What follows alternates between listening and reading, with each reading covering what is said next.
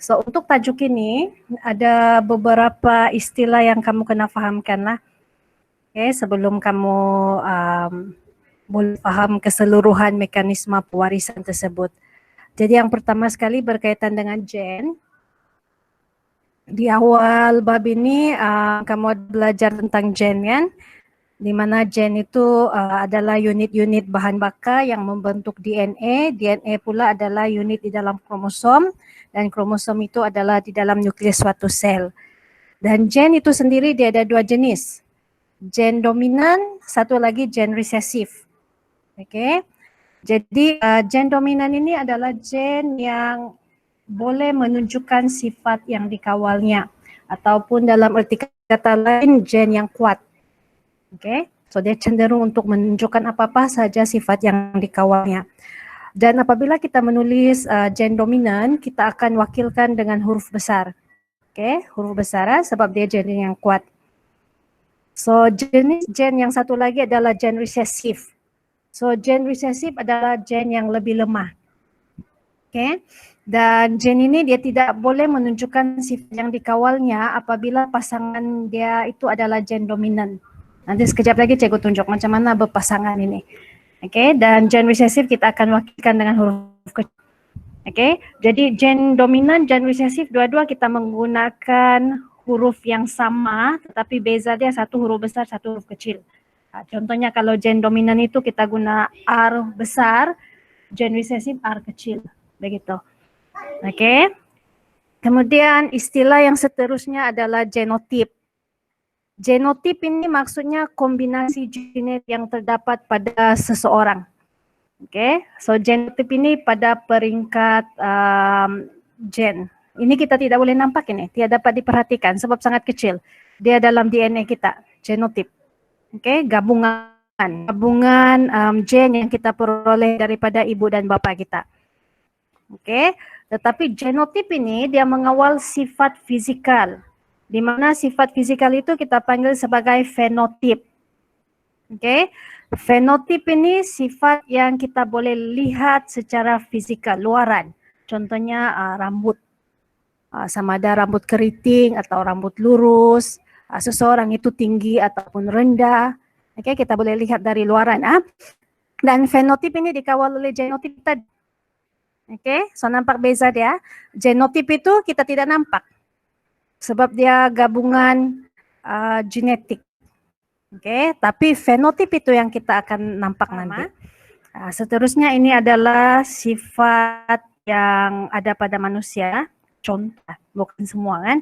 Okey, beberapa contoh sifat pada manusia yang kita boleh bahagikan kepada sifat yang dominan dan juga sifat yang resesif. Sifat dominan ini biasanya lebih ramai orang yang memiliki sifat tersebut. Okey. Contohnya rambut keriting. Ini salah ejak suami. Keriting, bukan kerinting kan? Okay, keriting. Alright. Dan satu lagi adalah ketinggian. Tinggi itu adalah dominan. Resesif dia adalah kerdil. Bukan rendah, kerdil. So ada beza itu, tinggi dengan rendah dengan kerdil. Kerdil ini dwarf. Okay, dia dalam genetik. Kemudian cuping telinga bebas dengan cuping telinga melekap. Yang paling senang kebolehan menggulung lidah. Okay.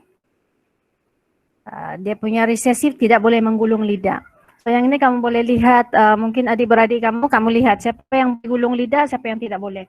So biasanya orang yang tidak boleh menggulung lidah itu bilangan dia lebih sikit daripada orang yang boleh menggulung. Okey.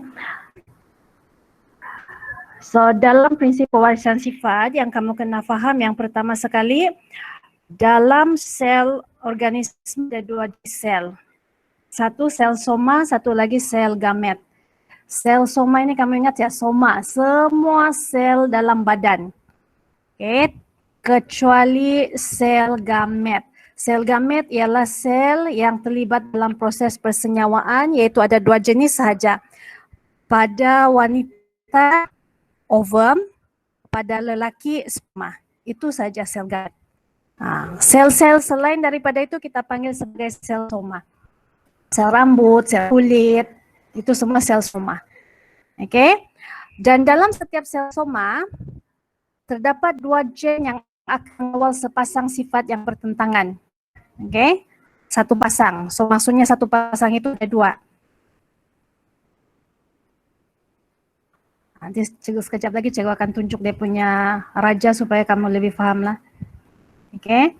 Dan dalam setiap sel gamet pula hanya terdapat 1 gen bagi setiap sifat, iaitu sama ada gen rambut keriting atau rambut lurus.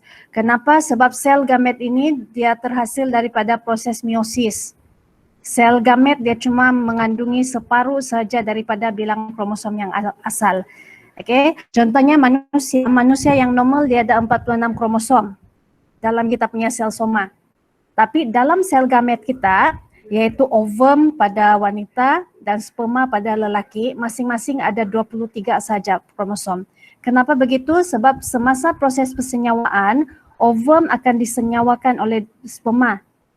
Okey, jadi bila dia bersenyawa, bilangan kromosom itu akan bergabung. 23 campur dengan 23, kamu dapat 46 semula, iaitu seorang manusia yang normal.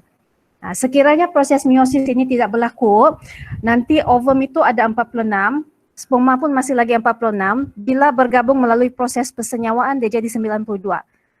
So bilangan kromosom itu tidak sama dengan dia punya induk sudah. Okay, so itu sebab kenapa dia cakap di sini sel gamet itu dia hanya mengandungi 1 gen bagi setiap sifat, iaitu paruh. Kalau sel soma tadi dia ada 2 gen, 1 pasang. Alright. Nah, yang ini. So ini cikgu mau tunjuk, yang ini susunan kromosom. Okay, pada manusia. So sebelah kiri yang ini adalah lelaki, sebelah kanan ini perempuan. Okay. Jadi dia akan berpasangan-pasangan seperti begini. Ini pasangan dia. Ada 23 pasang semua. Okey. Iaitu pasangan yang pertama, kedua sampai pasangan ke-22 ini kita panggil sebagai 22 pasang ini kita panggil sebagai autosom. So 22 darab 2. Dia berpasang-pasang kan, setiap tu ada 2. Manakala yang terakhir ini pasangan ke-23 ini kita panggil sebagai kromosom seks. So ini yang menentukan jantina kita. Jadi ini pada lelaki XY. Okey, yang sebelah kanan ini pula ini adalah seorang perempuan yang normal lah. Kita bercerita tentang yang normal dahulu lah. So sama juga pasangan pertama sampai pasangan yang ke-22 ini kita panggil sebagai pasangan kromosom autosom. So ini yang menentukan sifat-sifat kita. Kamu punya rambut warna apa, keriting kah lurus, tinggi kah ataupun kerdil begitu. Okey, manakala yang terakhir di sini ini adalah kromosom seks. Ini yang menentukan jantina. So kalau pada lelaki dia XY. 1 kromosom X, 1 kromosom Y. Ini lelaki. Kalau pada perempuan kromosom Y tiada, dua-dua ada kromosom X saja. Okey. Jadi kalau kamu tengok di sini 22 pasang autosom, 1 pasang lagi kromosom seks, semua sekali ada 23. Dan setiap 23 kromosom ini dia berpasangan-pasangan, so 23 darab 2 ada 46 kromosom. Okey. Alright, so sekarang kita bercerita tentang mekanisme pewarisan sifat. Katakan sekarang ini kita mau melihat sifat jenis rambut keriting dengan rambut lurus. So sifat ini kita panggil sebagai fenotip induk sebab sifat yang kita boleh nampak kan. Ini kita nampak. Bapak dia berambut keriting, ibunya pula berambut lurus. Okey. Tapi yang kita tidak nampak di sini adalah genotip dia. Okey. Jadi coba kita lihat, katakan bapak dia ini dia punya kandungan genotip, iaitu kedua-dua gen dia itu adalah huruf besar. Okey, keriting dua-dua. Manakala ibu pula rambut lurus, yang ini mesti dua-dualah huruf kecil. Okey, sebab rambut lurus itu adalah sifat resesif. So sifat resesif dia mesti dua-dua kecil baru kelihatan. Okay, so ini adalah genotip yang ada pada sel soma bapak dia. Yang ini adalah genotip pada sel soma ibu dia. So semasa proses meiosis berlaku, yang ini akan membahagi menjadi dua. Okey? Sebab proses meiosis ini menghasilkan gamet. So, untuk bapa dia akan menghasilkan sperma, di mana sperma yang terhasil itu masing-masing membawa gen dominan, huruf besar. Okey? Manakala untuk ibunya pula, apabila mengalami proses meiosis menghasilkan ovum, okey, kedua-dua ovumnya akan membawa gen resesif. Boleh faham setakat ni? Dia jadi separuh, dia jadi separuh. Okey. So katakan proses persenyawaan itu berlaku. Jadi proses persenyawaan berlaku maksudnya sperma ini akan mensenyawakan ovum. Cikgu sudah bagi color berbeza. Yang sperma ni warna biru, yang pink ini adalah ovum. Jadi semasa proses persenyawaan, yang biru ini cuma bergabung dengan pink. Jangan dia bergabung balik kan begini. Mana boleh sperma bergabung dengan sperma. Okey, bergabung begitu. Jadi kebarangkalian yang pertama, katakan sperma yang pertama ini akan mensenyawakan ovum yang pertama. Hasil dia, gabungan dia kamu akan dapat satu huruf besar, satu huruf kecil. Begini ya. Ataupun kemungkinan sperma yang pertama mensenyawakan ovum yang kedua. Dia menghasilkan hasil yang sama. Okey. Katakan yang sperma kedua pula yang berjaya mensenyawakan ovum yang pertama. Sama kan? Ataupun sperma kedua mensenyawakan ovum yang kedua. Ini adalah genotip anak dia. So kamu boleh nampak genotip anak dia itu sudah berubah. Kalau yang genotip induk itu, dua-dua ini kita panggil bakatulin. Sebab dia membawa kedua-dua gen dominan, ibunya pula dua-duanya membawa gen resesif. Tetapi kalau kamu lihat genotip anak dia, sekarang yang ini adalah kacukan. Okay? Di mana setiap anak ini dia membawa satu gen dominan, satu lagi gen resesif. Okay, jadi di sini kita akan nampak kesan gen dominan dan gen resesif tersebut. Di mana apabila satu huruf besar, satu huruf kecil, yang akan kelihatan adalah sifat dominan. Semua anak dia rambut keriting. Tiada yang ikut mama dia. Okay, boleh nampak di sana. Sebab untuk berambut lurus, dia mesti dua-dua gen resesif, dua-dua huruf kecil, baru dia rambut lurus. Tapi kalau begini, yang kuat ini menang. Gen dominan ini gen yang kuat. Okay? So dia yang akan cenderung untuk menunjukkan sifatnya. So semua anak dia itu berambut keriting. Okay? Tapi kadang-kadang kalau kita jalan-jalan kita tengok bapak dia rambut keriting, mama dia rambut keriting, tiba-tiba anak dia rambut lurus. Kenapa tuh? Okay. So di sini yang genotip itu memainkan peranan penting. Sebab ini kamu tidak nampak, genotip ini kamu tidak nampak. So bapak dia berambut keriting, tapi kemungkinan dia bukan bakatulin. Maksudnya dia bukan dua-dua huruf besar.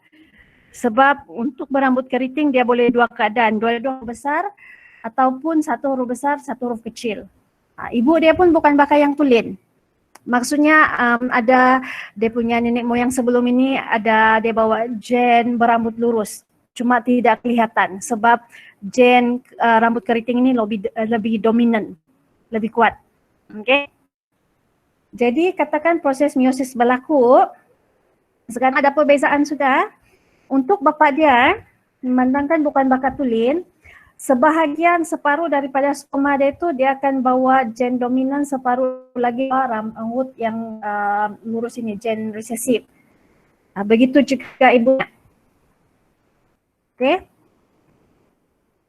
Ada separuh ovum itu ada mengandungi gen dominan, separuh lagi adalah gen resesif. So apabila keadaan ini berlaku, persenyawaan itu dia akan menghasilkan genotip anak yang berbeza. Apabila dia punya bapa dan ibu dia itu adalah dia mengandungi genotip kacukan. Okay? Tengok. Ini adalah kebarangkalian bagi genotip anaknya. Berbeza. Ada 3 jenis genotip anak. Berbanding yang satu tadi tu semua sama kan genotip dia, semua R besar, R kecil. Tetapi untuk yang situasi yang kedua ini, yang pertama ini dua-dua huruf besar. Kedua dan ketiga satu huruf besar, satu huruf kecil. Yang keempat ini dua huruf kecil. Jadi fenotip anak itu akan berubah, tidak sama dengan yang pertama tadi. Oke. So anak yang pertama, dua-dua huruf besar, keriting lah. Oke. Anak yang kedua pun keriting. Sebab kenapa keriting itu adalah dominan. So dia yang akan kelihatan. Yang ketiga pun sama dengan yang kedua. Yang keempat ini rambut lurus. Oke. Itu sebab kenapa yang cikgu cakap tadi lah, kamu tengok ibu dan bapa ada dua-dua rambut keriting, tiba-tiba anak dia rambut lurus. Sebab mungkin di dalam genetik bapa dan ibu dia itu, genotip dia tu kamu tidak nampak, ada membawa gen resesif. So itu kamu tidak nampak. Okay? So itu mekanisme pewarisan sifat. Ada soal